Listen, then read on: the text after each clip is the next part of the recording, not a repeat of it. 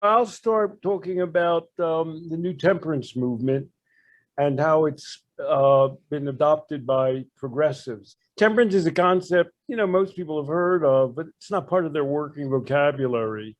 If you ask people why Americans are against alcohol and drugs and sex, they usually incorrectly say it's our puritanical attitudes. The Puritans viewed alcohol as a good gift of God. Temperance came along in the 19th century, and in state after state, and then finally nationally, it banned alcohol altogether. And it's hard for people to fathom all of this. Temperance was a progressive movement. We now think of progressives as, well, they're pro-cannabis for sure. They certainly drink enough. But the temperance progressive movement was from the Midwest, and they saw alcohol as being a bane to the working person and to women. And so the leading forces for banning alcohol in the United States were progressives. Dial forward to the future, Media Magazine or online magazine, that's a progressive thing. They just did a 3-part lead article series by Benya Clark. He has a regular column called Exploring Sobriety. I quit drinking about 4.5 years ago. I love to write about my own experience with alcoholism and recovery, but it's also interesting to hear the stories of celebrities who have gotten sober. Our culture is largely celebrity driven, so when a star opens up about their addiction, it can go a long way to inspiring others to get help. For each one, you can click through to the link story to learn even more about their addiction recovery. Now, I just want to, again, bring up history. Temperance lecturers were gigantic media in the 19th and early 20th centuries. Billy Sunday was one of the most popular speakers in the United States, and he would go on stage, he was an ex-professional ball player, and rant about the evils of alcohol. We can tune into that experience. If you read Huckleberry Finn, if you remember, Huck was the son of an alcoholic who beat him all the time. And at one point, the reverend that was looking after Tom Sawyer decided to give Pap a temperance lecture, and Pap took it to heart, swore he'd never drink again. But then in the middle of the night, as Huck regaled him the story, he got powerful thirsty and clumbed down the stanchion, got completely drunk. On the way back up, he fell off and broke his arm and was laying in the mud in the morning. And the preacher got real ornery and discouraged and said, well, I reckon you could, maybe cure him of alcoholism with an axe handle or something. And Mark Twain was commenting on an experience. Mark Twain gave a lot of lectures too. He had a money problem. So he often shared the podium with a temperance lecture. And you can just see Mark Twain watching this whole operation, And a temperance lecture is what you hear now. It's identical to the kind of thing that Benya Clark talks about. They talk about all the bad, it's the same as an AA revelation. You get up and you talk about all the bad things you did, then you quit drinking, and now you're, in those days, in temperance, you went to God. Now you quit drinking in both cases, and now your life is perfect. That's the way a temperance lecture goes. It's a pro forma kind of a thing.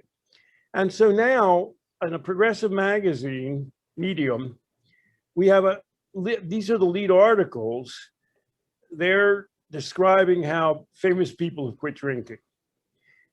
And before I turn to that, there's a little question that's a little bit left out here. And Ethan asked it. You and I were on a kind of little bit of a mini list. What did Ethan ask about these guys who were quit drinking? Oh, I know what you're talking about. He was saying, I wonder how many of them use cannabis now. And why don't they mention whether the articles never mention, you don't know if, I'm sorry, Benya or any of the other people smoke marijuana. Why don't you know that? Because no one cares about that. They don't want to talk about it because sobriety means not smoking marijuana, basically. But they don't want to come on Medium and say, oh, we're against smoking marijuana. You have to reconcile that. They do. Exactly right. You can always say bad things about alcohol in the United States and get away with it. Right now, you can't say bad things about marijuana. So sobriety means not smoking marijuana or taking alcohol, but they're not going to discuss that. I've written about for Filter, the leading most progressive magazine in the United States, Mother Jones, had a gigantic article about the dangers of alcohol. And, there's a guy I observe on television who, was a lead editor for them. He's Jewish. And I always wanted to ask him, are you pro that article? Jewish intellectuals tend not to be anti-alcohol, among other reasons, because when a baby is born and they have a ceremony, the first thing they put on the baby's lips is alcohol, and then they sing the prayer, Bre Peri Hagafen, which is blessed is the fruit of the vine. And during Passover, every person at the table, including 6-year-old children, are given wine. So Jews tend not to be good at temperance. And the other thing, so she lauded Utah, the state she grew up with. Mormons are totally anti-intoxicants, but the Church of Latter-day Saints was the most active group in fighting legalization of marijuana in California. So in some roundabout way, Mother Jones was saying, well, we're way, and the woman was putting up Utah. When she grew up, they had a curtain that they put over the serving area so that children couldn't even see alcohol. Does that sound crazy? America's kind of crazy around that. And the woman was actually putting it up. And there's several strange things about that. So she's speaking for a progressive magazine where the leadership drinks. She's saying, well, the Mormons really know how to do it right, although the Mormons were the most active force in the West against legalization of marijuana. And the strangest thing of all is she blamed her breast cancer on drinking too much. However, she pointed out that she drank the most when she grew up in Utah. She wasn't a Mormon, and she had a kind of a reaction against the whole thing.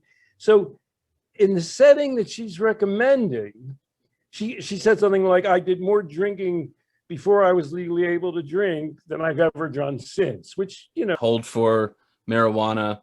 And by the way, when I lived in a Mormon area, that's when I drank most. Right. Very interesting. And now none of these people mention in Medium whether they smoke marijuana. Here's who among the people so we list 10 stars. The 10 hangover co-stars are Bradley Cooper and Zach say that word? Galifianakis. So Cooper got sober before he became famous, which would have meant early 20s. And Galifianakis didn't quit drinking until later when it was getting him into too much trouble. We've discussed Galifianakis before. Getting into too much trouble, that's a funny concept. Are there ways to get in less trouble with alcohol other than abstaining? We have a term for that now. Harm reduction also doesn't appear here. So where there's a modern Medium is with it. And they don't mention legalizing marijuana, and they don't mention harm reduction. Now, here's the worst part of it. I hate to accuse people of being intellectually dishonest. They include Elton John, and the Medium piece says this, quote, Elton John decided to get sober after having a young friend die from HIV in the early 90s. The man's death and his family's reaction were wake-up calls to John. They're implying that the young man, died due to drug exposure. That's what's implied there. But that's a lie. This is a famous case. The person they're talking about is named Ryan White. Ryan White was a hemophiliac who had to get transfusion, and he was inadvertently affected when he was 14.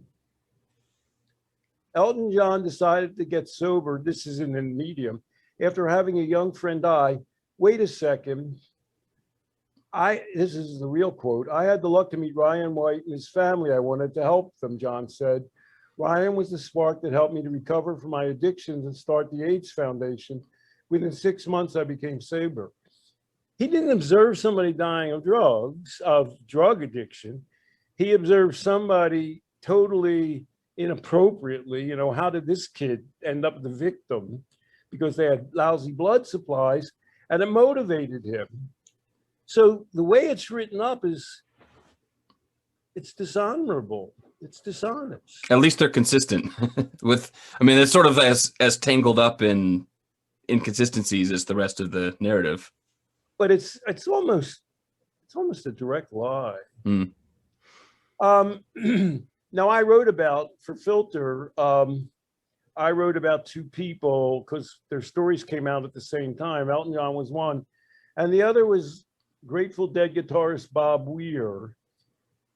Weir had a decades-long history of relying on painkillers and drinking. That was a kind of a Grateful Dead thing. And now what? Today, Weir is, to all appearances, healthy. He has replaced the drink before going on stage with a shot of ginseng, and for the most part, pharmaceutical painkillers with herbal supplements. But he stops short of saying he's sober. This is Bob Weir. I've tried that, and I'm not as happy as when I drink. Do you think he's the only person in America who enjoys and is happy when he drinks? The only one. No, I mean, clearly not.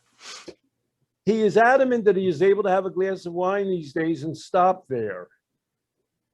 Banya does an interview, Benya does an interview Bob Weir. I wonder why. You know what else I wonder about Bob Weir is, maybe we discussed this, but look at the plight, let's say, of Jerry Garcia. I mean, he died young, but you might say that Bob Weir and Jerry Garcia, in terms of their drug use, were basically parallel. I mean, who knows who took more or what context, but Bob Weir has a history of taking care of himself. I mean, he's always, the band members, and I've read Phil Lesh, the bass player's book. I mean, he always, you know, after shows or before shows would be in the gym or going for long runs as an adjunct or alongside drug use or partying at night. And so you might ask, you know, what is it about Jerry Garcia's lifestyle that do you know what caused him? Jerry Garcia died of?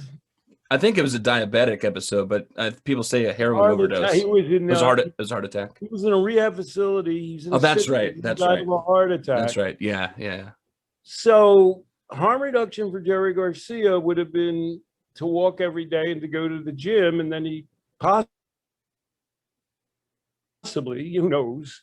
I mean, he was very, very overweight. Right. He might still be alive. That would be the harm reduction. And he was diabetic too. I mean, I know that he went. He collapsed on stage one time in the 80s, mid 80s, because of so yeah, there's health, harm reduction, lifestyle changes that he could have made. You want people to be healthy. The first thing you want people, the four pillars of recovery, are you take control of your own self, but their community, their purpose, their health, and well, I forget what the fourth pillar is, but home. Home. Thank you. In fact, Weir goes farther than saying he's not sober. Oh, he also sometimes uses painkillers still because, you know, God bless him, he's up there, you know, playing a guitar he's over, you know, I'm 75, he's about my age. You take on some problems over the years doing that, you know. I'm not sure I buy the basic tenet of sobriety, which is that you're powerless. I think that we humans are enormously powerful, and I tend to think there's nothing that you can't do. It's a matter of self-mastery. That's Bob Weir. And if self-mastery amounts to total abstinence, I think that's incomplete. I think you're selling yourself short. So he didn't interview Bob Weir. But Weir himself knows that he sort of almost can't be interviewed. He did give this interview. I don't talk about it much because, you know, I mean, not that people are going to hang Bob Weir, but who needs that source? He really throws a wrench in things, doesn't he? Yeah. So we didn't interview Bob Weir. And then I just go on to talk about, well, what is it that happened to these people that he mentions on his list who quit drinking entirely? And what does it mean that they've given it up? And in a temperance society, it makes sense for people to get up and announce proudly that they've stopped drinking, although they lie about other things. Of course, you know, probably one of the most famous people in sobriety for a long time was Carrie Fisher. And she died about, I think she was 61 of a heart attack. And they found in her system antidepressants, painkillers, cocaine, alcohol, and, you know, one other drug. So, I mean, obviously, when Ethan's saying, oh, were they taking marijuana? The other thing you can say is, well, are they lying? That's another thing you could say. Or are they, you know, like you say, completely promiscuous in their drug use? But getting back to alcohol per se, people enjoy drinking. And so I just, there, you know, they have Sundays. How do people spend their Sundays in the New York Times? And everybody that they write about has alcohol. So this last weekend, it was Lola Flash. I don't know her exactly. She's a photographer. How does she spend her Sundays? Capitals, wine, capitals, online. Happy hour has become an important part of my Sundays. That's line 2. Anywhere from 3 to 8 women come together and we talk and have a glass of wine. There's a new book out, which was reviewed in Atlantic. And it's about how throughout history, people have used alcohol as a unifying experience, as a way of getting together with other human beings. Alcohol provides, people like alcohol. They like the taste of alcohol. They like the feelings alcohol provides. They like the unification it gives them in a certain way spiritually. I mean, certain people find it very creative and liberating, and they find it really community orienting. And so he's saying, give up alcohol. And he's not, the temperance version of that was, well, everybody in America should quit drinking alcohol, and they banned alcohol during Prohibition. He's saying, well, you should check yourself out, and if you're alcoholic, you should stop drinking. But it sort of spreads wider than that. It's suggesting that you and everybody else will be happier if you weren't drinking. And it's just a funny message. It's not true. Most people don't feel that way, and you wonder how they react. When they're reading this, most people say, oh, I guess if I were an alcoholic, that's what I would do too, I guess. But it's really a way of spreading the neo-temperance message. And again, I say it's strange because we're at a time when marijuana is basically legalized. The federal government's now, Congress is at least passing legislation that says the federal government can impose separate penalties on states that have legalized marijuana, that whole mishigas. So it's just a remarkable thing to reflect on, that we're doing all this, and it has implications for, I'll tell one other story. The New York Times has a crime columnist, and it's written by a woman, and she got involved. She says she never does this. She got involved with a guy in New Orleans who was convicted of murder. At the age of 19, he was carrying a gun. He had to carry a gun, he said, in New Orleans to protect himself. There was one eyewitness, and everybody knows, according to Elizabeth Loftus, those eyewitnesses aren't worth anything. And this woman, whose sister happens to work for a clinic at Berkeley Law School, where they do this kind of work, you know, they got him to have a new hearing, and they released the guy. He's been in prison 8 years for a crime he wasn't anywhere near committing. And so when she went to pick him up, she said, you know, what do you want that I can provide for you? And he said, I want to get a glass of vodka with some fruit juice in it. Guy's been in prison 8 years. He's got a lot of things he wants. But that's, and you know, if I were in prison for 8 years, that would be high on my list too. You know what I mean?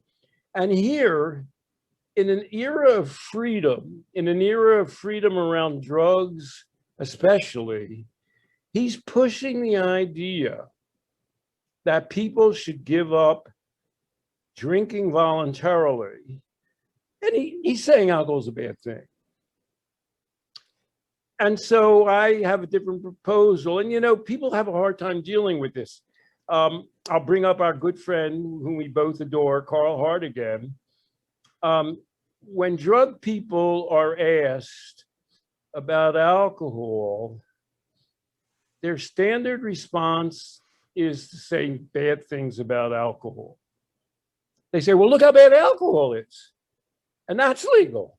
They don't understand that they're playing into the temperance mentality.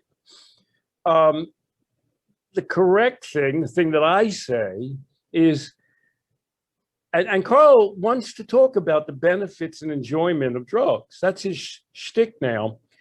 But the easiest way to bring that to most people's attention is to say, you know how you like alcohol, you know, like when you come home from work and you have a glass of wine with your partner, or you go out with a bunch of people and maybe have a hike. When I go in Idaho, when I go for a hike, they bring out, you know, if there's 12 people, they bring out a big cooler of beer and everybody has a beer. I don't know what the hell's the matter with them. Nobody's in recovery. Everybody has a beer. Maybe they are in recovery, but they figure to hell with it. And that's just a positive experience. And the best way to talk about drugs as a positive experience is, people say alcohol is a drug, is to say, you know, a lot of people enjoy alcohol. Drugs can be enjoyed in the same way. And yet, leading figures in the drug recovery, in the drug policy reform movement, still pile in on alcohol and say, oh, look, people get addicted to alcohol. We should ban that if we're going to ban drugs. So I have a whole new concept that possibly will prove controversial. But I say abstinence from alcohol is a disability. Now, people have disabilities and we don't make fun of them. And if people say, I can't drink, it's their God-given right. Nobody has to drink. I taught all of my kids how to drink, and they all drink. But if you have the misfortune not to be able to consume alcohol in a positive way that you can control and integrate in your life and experience the communality and the positive internal and external feelings, c'est la vie. We've all got problems, but I would call that abstinence from alcohol is for me a disability. Something else going on. Why wouldn't you be able to enjoy? Is that what you mean? It's an infirmity. There's something the matter with you that makes, again, right. We don't put people down if they're depressed. We don't put people, obviously, we don't put people down if they have a physical disability. We don't put people down for any of those things. If there's something in your system that makes it impossible for you to drink, and by the way, there are a range of things that do that. You know, my older friend, Alta Ann, at a certain age, she couldn't digest alcohol anymore, and she regrets it. But, you know, she's 92 years old now. It's a disability not to be able to consume alcohol in an enjoyable and controlled fashion.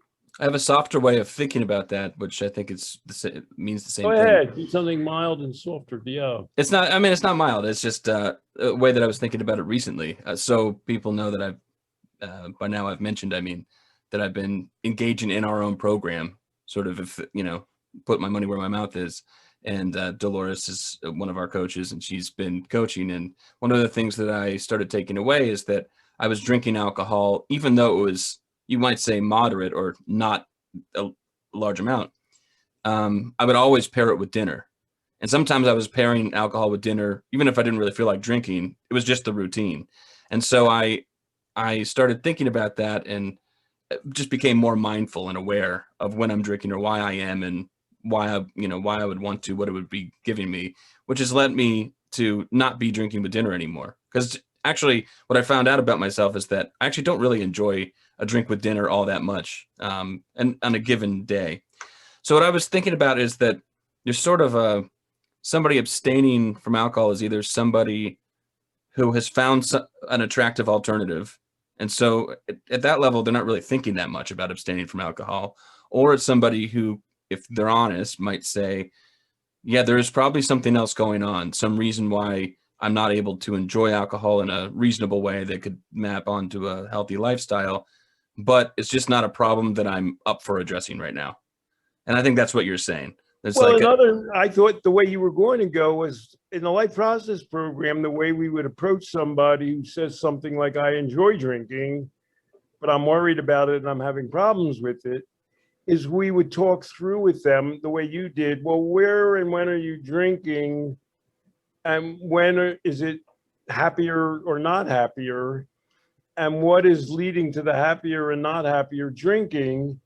And can we load up and push more in the happier direction, both when you're drinking and both in terms of those elements in your life? right. So that's the kind of problem solving or mindfulness that's involved in just incorporating into a healthy lifestyle. And what I'm saying is that contrast that with somebody who's not up for that, who just says, well, wouldn't it just be easier if I just cut out the alcohol because it seems to be causing me problems? That person is sort of either tacitly or, if they're honest or really thinking about it, they're saying there are other problems. I don't feel like addressing them right now. And I think that's what you mean. It's sort of like there's something of a disability there that somebody has with living life normally and paying attention to the problems they might have in life. The way I think of it is when my older friend Aunt Ann says, I can't drink alcohol, it's ruefully. And, I understand it. Your digestive system changes when you get to be quite old. Mm-hmm. And, she'll sip some wine or beer. She has a special instrument that eliminates the bubbles from beer. And, it's sort of just a memory. There's a few, things that she can't do anymore. And those memories are positives. And so it's giving up of life pleasure. And, sometimes you have to do that for health reasons or other reasons. It's your business. But it's something to be regretted. It's not something to it's not something to celebrate. Oh, good. More people have quit drinking. Isn't that great in America? Mm-hmm. We should have more people quitting drinking. Unfortunately, more people are dying of both drugs and alcohol. And those two things they're not accidental. So I consciously taught my children, and I had a Romanian wife, that alcohol was a positive experience to be enjoyed. Contrast that with, let's say, Ben Affleck, that he's sticking out of my mind. Do you think for someone like him, it's just vowing or claiming abstinence? It sort of sounds like a reputational bankruptcy, right? He's got a lot of stuff going on in his life that people think, what a jerk. And he could talk about things that make his life better, but instead he's saying, I'm abstinent. Isn't that great? Don't put people down in the life process program. And I don't know enough about Ben Affleck. I do refer to him in this piece. In my memoir, which is called A Scientific Life on the Edge, My Lonely Quest to Change How We See Addiction, the New York Times reviewed a number of books about people who are addicted mainly to drugs. And none of them fit the disease recovery model, none of them. And the same issue, they interviewed Ben Affleck. People with compulsive behavior, and I am one, have this kind of basic discomfort all the time that they're trying to make go away. Well, that's not good. That's not alcohol. You're trying to make yourself feel better with eating or drinking or sex or gambling or shopping or whatever, but that ends up making your life worse. Then you do more of it to make that discomfort go away. Yeah. That's our model. That's how we talk about addiction, no matter to what, to all the things he listed. He listed, eating or drinking or sex or gambling or shopping or whatever. Ben Affleck is a life process pro. So that doesn't make alcohol sound like the baddie. That's what I'm saying. Let me put it another way. I wasn't calling him a jerk. I don't know him either. But there are tabloids and articles written about him for being unfaithful to his wife, or just all sorts of things that he's doing that he might respond to, or he might say, if he really wanted to make a statement about how he's dealing with those things, he might say, here's one thing I'm doing, here's another thing that I'm doing. But he just put it all under the umbrella of, I'm abstinent now. This is my addict personality. That's what I mean by bankruptcy. And It's Garrett, like, throw it all there. what's his, whatever, how's his name, Garrett? Zach Galifianakis. He's doing a lot of crazy things when he was drinking. So naturally you go, huh, I wonder what those were. And alcohol was causing them. And now you're not drinking, so you're not doing those crazy things, right? That's a long lineup of bowling pins, right, to knock out. And not, if it weren't for the fact that we're in a temperance culture, and Greece, if he's Greek, is not a temperance. There aren't people in Greece and France and Spain and Italy who get up and give lectures. Everybody at this table would be better off if they didn't drink alcohol, which generally means wine. They don't have that. That's not a thing. In Italy, right across from the church in every village square is a cafe where the whole family goes to have lunch and wine after church. They have all different conception of what alcohol is in their lives. It's not an enemy that you fight off that makes you better. It's a part of who you are. And that's where I think Carl, I don't think explicates this totally. He wants to normalize drug use. He wants people to understand that drugs can be a positive part of human experience. And a lot of people have gone a very long way in doing that with alcohol. I mean, a lot of people know how to do that with alcohol. The woman, the photographer, she's doing that because it's fun. It makes her feel good with those other people. Rather than eschewing alcohol, rather than, what's the word, castigating alcohol or making it the scapegoat, we should rather look to it as a model. And therefore, when people put down alcohol in Medium, in Mother Jones, and sometimes even in drug policy reform groups, I think to myself, you're going 100% in the wrong direction. Well said.